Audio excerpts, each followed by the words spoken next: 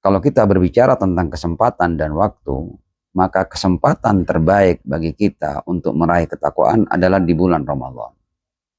Karenanya kalau seandainya kita tidak bisa meraih ketakwaan di bulan Ramadan, maka akan sulit bagi kita untuk meraihnya di bulan-bulan yang lain.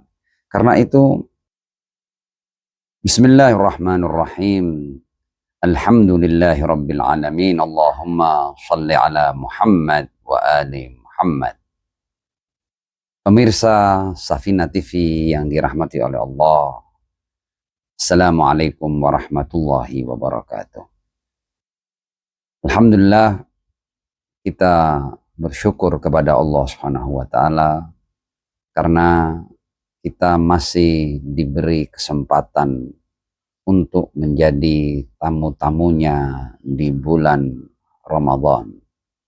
Bulan yang kita semua memahami dari keterangan yang sampai dari Ar-Rasul Shallallahu Alaihi Wasallam merupakan afdolus syuhur, sebaik-baik bulan, hari-harinya afdolul ayyam, malam-malamnya afdolul layali, saat demi saatnya merupakan afdolus sa'ad. Artinya di dalam agama ini kita mendapatkan penjelasan bahwa bulan terbaik, malam terbaik, hari-hari terbaik, dan saat-saat terbaik adalah bulan Ramadan. Dan tentu ketika kita merujuk kepada ayat tentang diwajibkannya bulan Ramadan, di ayat itu kita semua juga sudah memahami bahwa raihan utamanya adalah ketakwaan, la'allakum tattaqun. Kutiba alaikumusiyam kama kutiba alal ladzina min qablikum la'allakum tattaqun. Dan memang yang harus menjadi raihan setiap hamba adalah ketakwaan kepada Allah Subhanahu wa Ta'ala. Kita semua memahami bahwa ketakwaan itu merupakan sebaik-baik bekal. Fatazawwadu fa inna khairaz zadit taqwa. Dan kalau kita berbicara tentang kesempatan dan waktu, maka kesempatan terbaik bagi kita untuk meraih ketakwaan adalah di bulan Ramadan. Karenanya kalau seandainya kita tidak bisa meraih ketakwaan di bulan Ramadan, maka akan sulit bagi kita untuk meraihnya di bulan-bulan yang lain. Karena itu fokus kita semua di setiap kesempatan yang Allah berikan kepada kita sebagai tamu-tamunya di bulan Ramadan adalah bagaimana kita fokus untuk meraih dan mengejar ketakwaan kepada Allah Subhanahu wa Ta'ala. Kita juga sebagai orang-orang beriman, kita mengenal ada dua kehidupan. Ada kehidupan sementara di dunia dan ada kehidupan abadi di akhirat. Meski kebanyakan orang-orang yang tidak beriman, mereka hanya memahami dan meyakini kehidupan dunia, kehidupan zahir di dunia ini.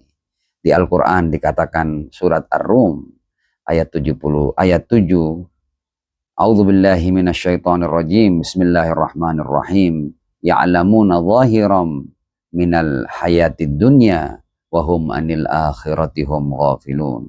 Kebanyakan manusia ya itu hanya memahami kehidupan zahir di dunia ini yang sementara ini, tapi mereka lalai terhadap kehidupan abadi, kehidupan yang sungguhnya di akhirat. Nah, kita sebagai orang-orang yang beriman, sebagai orang-orang yang menerima agama ini, risalah yang dibawa oleh Rasul Shallallahu Alaihi Wasallam, ternyata di dalam risalah ini baik untuk kehidupan dunia maupun untuk kehidupan abadi di akhirat, ternyata bekal utamanya adalah ketakwaan kepada Allah Subhanahu wa Ta'ala. Sebagai contoh namanya di surat Al-A'raf ya, tentang kehidupan dunia ini ya, tentang bumi ini, di mana seluruh umat manusia itu sibuk untuk menguasainya dan memilikinya. Ternyata Allah berfirman di Al-A'raf ayat 128, Innal arda lillah, sesungguhnya bumi ini milik Allah, yurithuha may yasha'u min ibadih, Ya, Allah akan mewariskan bumi ini kepada siapapun yang Dia kehendaki dari hamba-hambanya. Tapi siapa hamba-hamba yang dikehendaki itu? Ayat berlanjut dan kita akan paham siapa yang dikehendaki oleh Allah Subhanahu wa taala untuk mewarisi bumi. Innal arda lillah yurithuha may yasha'u min ibadih. Kemudian wal aqibatu lil muttaqin. Jelas sudah bahwa Allah hendak mewariskan bumi ya kepada orang-orang yang bertakwa. Jadi kalau kita pun berbicara tentang dunia, ternyata Allah juga akan mewariskan bumi dan dunia ini kepada orang-orang yang bertakwa. Adapun tentang kehidupan akhirat ya, kita yang abadi itu kita baca di surat Al-Qasas ayat 3 ayat 83, tilkad darul akhirah ya, naj'aluha lilladzina la yuriduna uluwan fil ard ya, itulah rumah akhirat ya. Kami jadikan bagi mereka yang tidak menginginkan ya uluwan fil ard ya, ingin berkuasa di dunia, ingin pongah di dunia, ingin menguasai seluruh wilayah dunia. La yuriduna uluwan fil ard wala fasada, dan juga bukan bagi mereka yang menginginkan kerusakan ya di muka bumi. Nah, kemudian ayat berlanjut wal aqibatu lil muttaqin ya. Jadi bahkan rumah akhirat itu pun juga Allah akan berikan kepada orang-orang yang bertakwa. Nah, jadi ternyata ketakwaan itu adalah kunci ataupun bekal untuk kita meraih baik kehidupan dunia maupun kehidupan akhirat.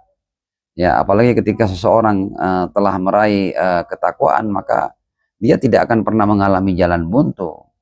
Wa may yattaqillaha yaj'al lahu makhraja wa yarzuqhu min haitsu la yahtasib. Jadi sebenarnya ketika seorang hamba bisa meraih ketakwaan, ya, dan untuk meraihnya bulan ini adalah kesempatan terbaiknya, maka ketika seseorang telah meraih ketakwaan berarti dia telah memenangkan dunia dan akhirat sekaligus.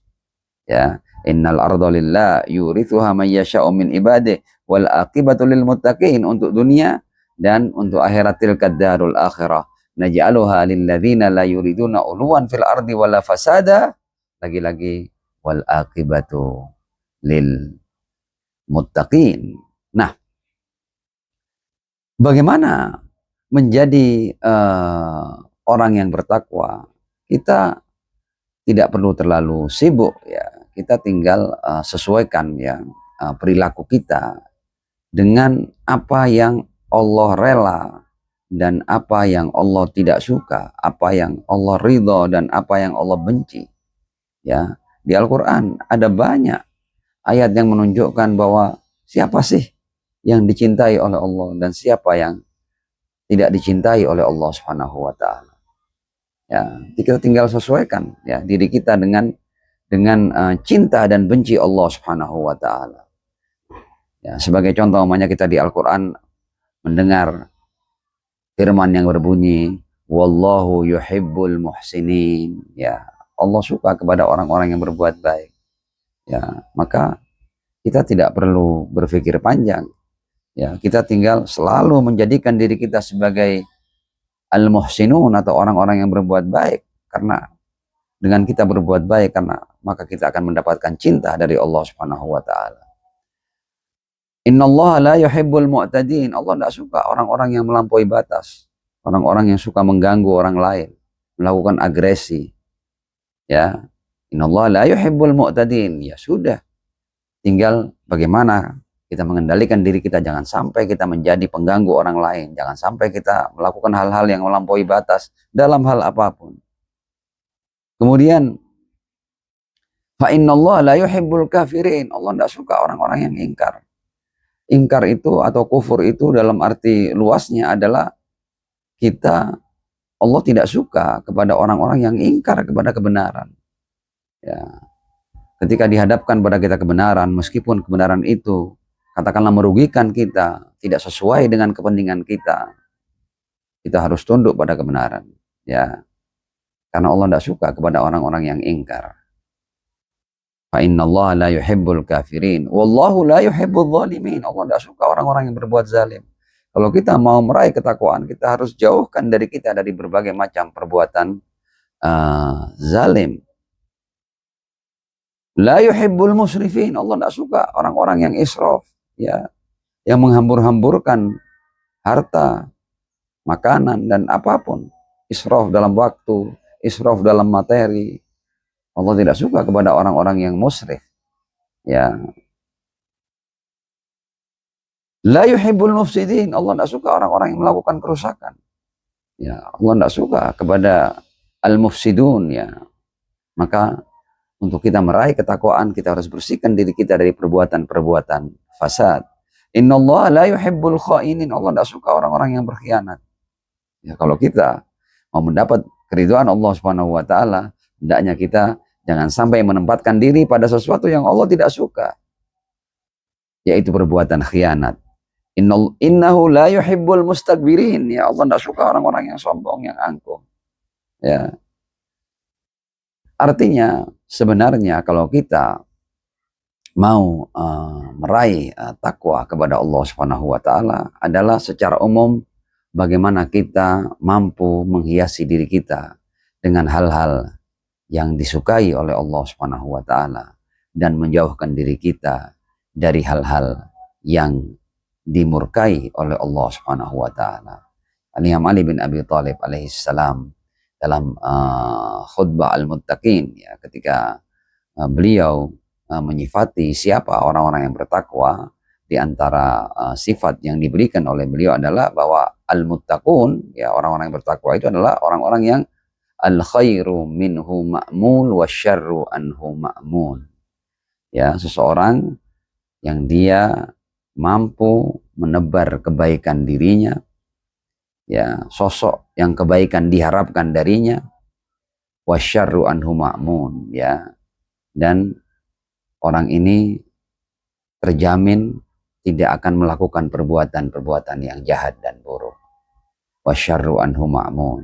Ya, kalau kita mau terjemahkan dengan bahasa yang sederhana, orang yang bertakwa adalah orang yang mampu menebar kebaikan dirinya setiap saat dan mampu juga meredam keburukan dirinya setiap saat. Ya, seseorang yang mampu mengendalikan dirinya dalam keadaan seperti itu, maka dia telah memiliki sifat orang-orang yang bertakwa. Mudah-mudahan kita mampu memanfaatkan Ramadan, ya, kali ini untuk benar-benar kita bisa semakin mendekatkan diri kita kepada raihan utamanya, yaitu ketakwaan kepada Allah Subhanahu wa taala. Syahrukum mubarak, tsummal afwa minkum. Wassalamualaikum warahmatullahi wabarakatuh.